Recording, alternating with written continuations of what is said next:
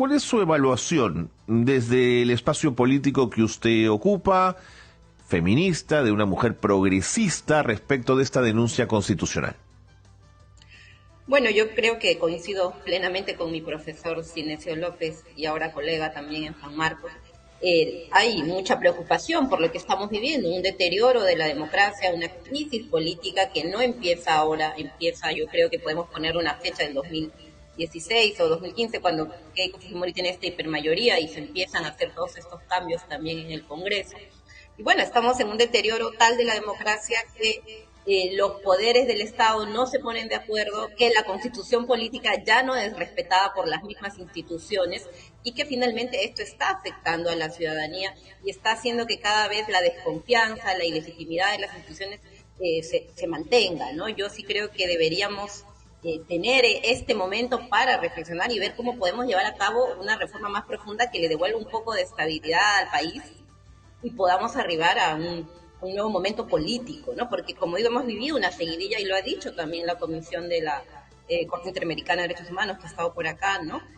Hay que hacer algo. Esto ya son 5 años que vamos teniendo una seguidilla de presidentes, de Congreso, de este impasse de poderes del Estado, y creo que esto no puede seguir así porque no se está respetando las reglas del juego, ¿no?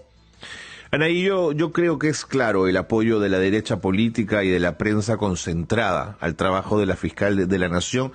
Creo que se demuestra en las declaraciones, en las cosas que publican en redes sociales. Eso me parece muy claro. Pero al mismo tiempo, es una fiscal de la Nación elegida por la Junta Nacional de Justicia, que es un organismo interesante. Cuenta con el respaldo ayer mismo o antes de ayer, un pronunciamiento de todos los fiscales del país que se han sumado para apoyarla. Algunos constitucionalistas que me parecen interesantes atender su lectura de la realidad y del momento jurídico, ¿no? Entonces siento que se inclina un poco la balanza respecto a la fiscal de la Nación en función de lo que uno sienta o no sienta, interprete o no interprete del trabajo del presidente de la República. ¿Qué te hace a ti ver tan claro que lo que hace la fiscal de la Nación no es correcto y forma parte de una componenda? Yo creo que hay dos temas ahí, ¿no? En primer lugar, efectivamente, la fiscal de la Nación, ella misma se ha encargado de no aclarar situaciones que ya estaban en entredicho. Para empezar, el tema de su hermana. De su hermana, ¿no? Así es. Ella desde el inicio pudo haberlo aclarado y no, su posición fue sumamente a la defensiva, muy agresiva, diciendo que iba a investigar a todas las cuentas que le estaban poniendo este tema en agenda. Entonces yo creo que ya de ahí ella ha tenido una actitud bastante poco transparente, ¿no? Bien así opaca, como se dice, en este tema, y con otras denuncias que han ido surgiendo. Entonces esto va más allá de la fiscal. Yo creo que ella finalmente es una pieza más, pudo ser ella como pudo ser otra persona, que está llevando a cabo esto con una tal direccionalidad que echa mucha sombra sobre quizá una investigación que sí debió avanzar de otra manera, ¿no? Entonces creo que esto es lamentable. Además, las fiscales que la acompañan siguen teniendo esta actitud también de echar más sombra sobre este proceso, lo que hemos escuchado a la fiscal Marita Barreto ayer diciendo que las personas tienen que probar su inocencia.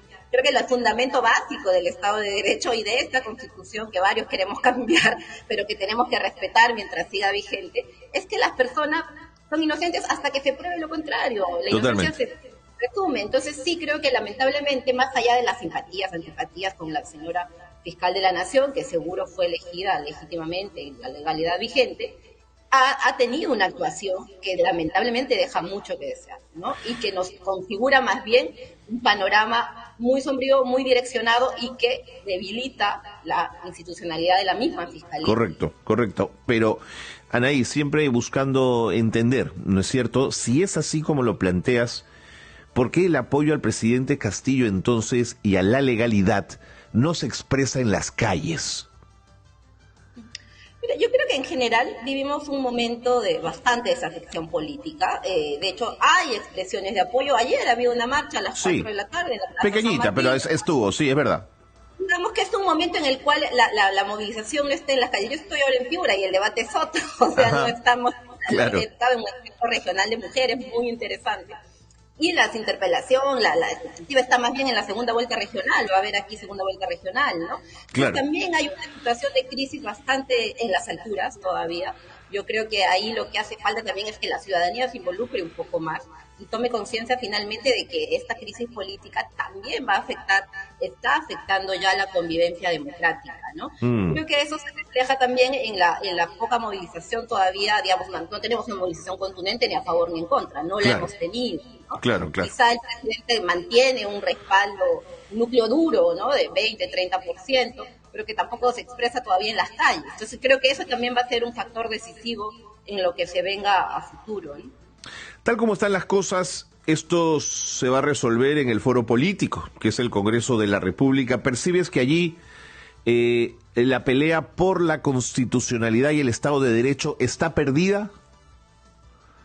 Yo creo que lamentablemente ninguna salida política que venga de este Congreso ilegítimo, con 6% de aprobación, con un congresista violado, acusado de violación, con un congresista prófugo de la justicia, va a ser una decisión legítima que devuelva estabilidad al país.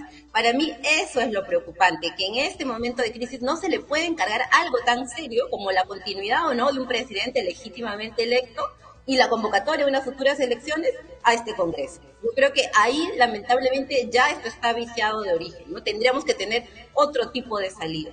Y lamentablemente la misma fiscal ha llevado, y por eso pensamos que está direccionado, ella ha llevado, ha dicho aquí, esto se lo dejo al Congreso. Entonces, la gente también tiene mucha desconfianza en el Congreso, grita en la calle cuando sale, cierren el Congreso, eso es una realidad que no podemos negar. Entonces, ¿qué salida es esa que le va a entregar a un Congreso tan deslegitimado resolver una crisis política tan profunda? No se va a resolver, no nos engañemos, vamos a tener más inestabilidad, más confrontación y la prolongación de la crisis o un autoritarismo. Anaí, si ese es un montaje jurídico, lo de Vizcarra y PPK, desde lo político, por supuesto, entonces, ¿no lo fue también? ¿No se jaló cual chicle el 117 para buscar vacancias también a ese nivel?